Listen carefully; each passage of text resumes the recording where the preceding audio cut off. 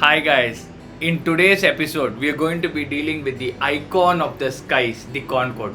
The Concorde was a joint venture by France and United Kingdom, and it came to commercial existence in 1976 as the first commercial passenger supersonic flight capable of traveling twice the speed of sound.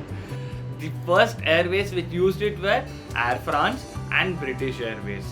The architecture of the Concorde was such that it had four Rolls-Royce engines and two afterburners which were used to produce the supersonic sound as well as the speed in which the Concorde was traveling. The nose of the Concorde was such that it needed to be straight in order to break the barrier of sound, but that was providing a problem in visibility for the pilots. So during landing and takeoff, the nose of the Concorde was lowered and high.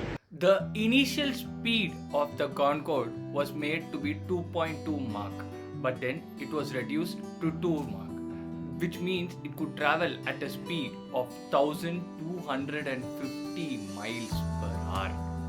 And the golden period of Concorde was in the 80s and 90s. During that time, there were three classes. One was the business class, the first class, and third was the Concorde. The inside of the Concorde had all the facilities, high quality champagne, and the travelers were mostly high class business people and celebrities, and it became a big social status to travel in Concorde. By the year 2000, the Concorde had the first major disaster where, due to a ruptured fuselage tank, 141 people on board died. The Concorde was temporarily grounded for 1.5 years.